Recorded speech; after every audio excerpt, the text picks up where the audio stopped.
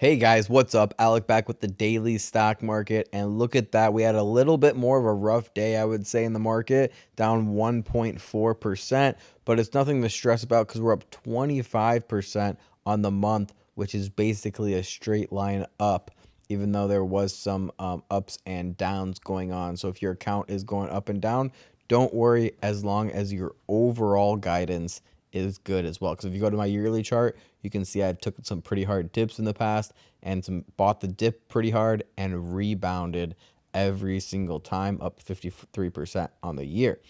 Now we have some stocks that took huge dips today, so we're definitely going to be talking about that. The first one up is Peloton, down 30% in a day, and that's devastation to the stock that's already been down. It was already down around 24% on the last 3 months, and then it just took a huge dip like that. So this stock has been devastated, and this is a stock that's down over 60% from highs. So in this video, we're going to talk about a bunch of different stocks that absolutely have been devastated, around 40% losses from all-time highs or more, and we're going to try to get as many 60% losses in this video as possible. So Peloton is the first one to make the list. We had an all-time high around $160 per share, and now it's only $62 per share. I personally don't own any Peloton. And the big thing, you can kind of see that Peloton sales loses speed as fewer people are working out at home. Stocks making the biggest moves today. You can see Peloton, Pinterest, Uber, and more. Peloton took 25%. Pinterest shares gained 6%, so that's really good for an option that we did as well on Pinterest.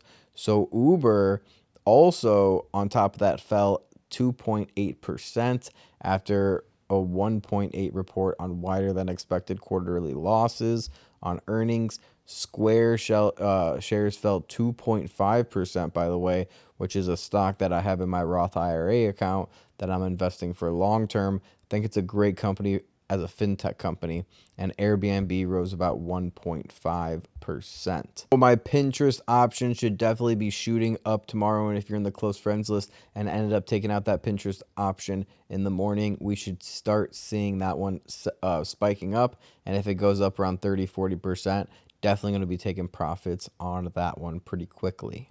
Now, another stock that has been devastated massively, down more than 40%. This one from all-time highs, I'm pretty sure, is down around 70%. Absolute devastation in the stock. And I know a lot of traders are staying away from Zillow right now. But personally, I think underneath, below $65 per share is going to be a pretty good place to buy. And we actually covered this in my last video, so I won't go too deep into it.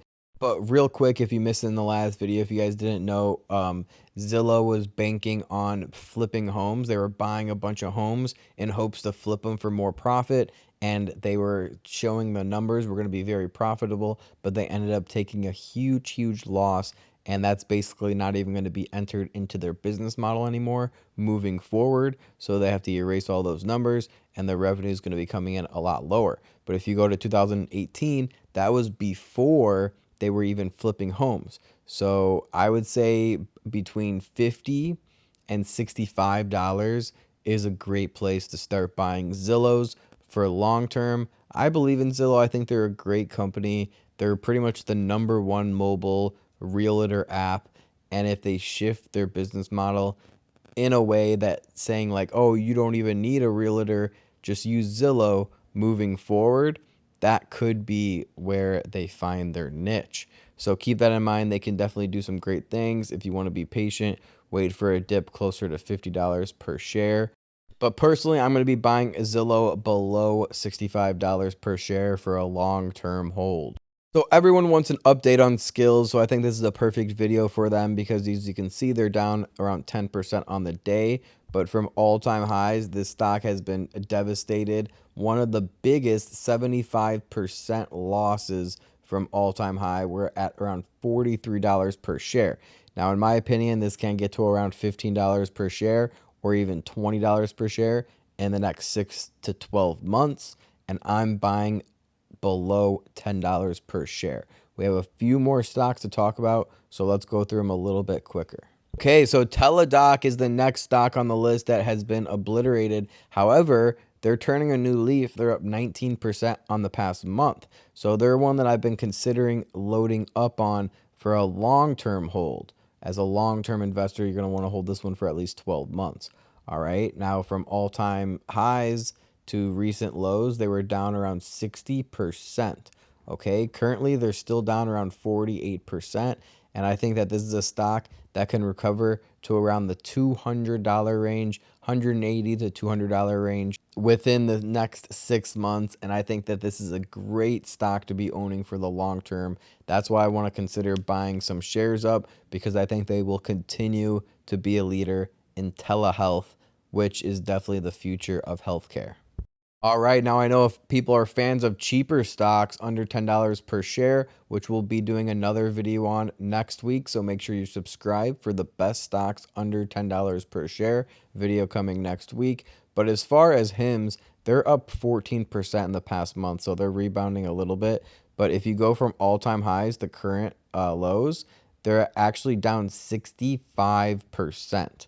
Now, in my opinion, if you can get HIMS closer to $5 per share, that's going to be the best. Obviously, that might be a little bit harder. So if you can get under $8, closer to $6 per share, that's going to be beneficial for long term. This is a healthcare kind of prescription sort of thing, delivery service. And I think that they can be a good company to hold for the long term, especially if after they've been devastated so much. I think around $6 per share, the risk versus reward is definitely paying off. And in my opinion, this can definitely be a $12, $10 stock once again. Now, a stock that I have a large amount of money for a swing trade in at around $65 per share, probably around $5,000 for a swing trade on my Webull account. We actually can see they're down around 60% from all-time highs to current lows, and from the biggest low, they are down 65%. Okay, I'm going to start selling some of my shares right around $85 per share, but I definitely want to sell most of my shares above $100 per share. And if it gets below $65 per share, you'll definitely catch me loading up more below $60 per share. Zoom is the next stock on the list, and it's down 40% in the last year. And if you go from all-time highs, it's about 45%, somewhere around there, 49%, 50%, somewhere in that ballpark. All right, we've seen all-time highs above $500 per share and closer to $560 per share. Do I think it'll get that high again?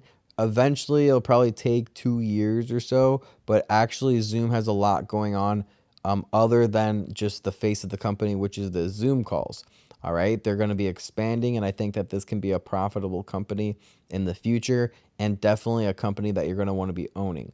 All right, so if it gets below 250, it's definitely a steal. I'll be loading up under 250, but under $300 per share, if you're getting in around there, I think that's a great long-term opportunity to buy at. For me personally, this is all what I'm doing myself personally, and I'm going to be riding that up for long term into new all-time highs.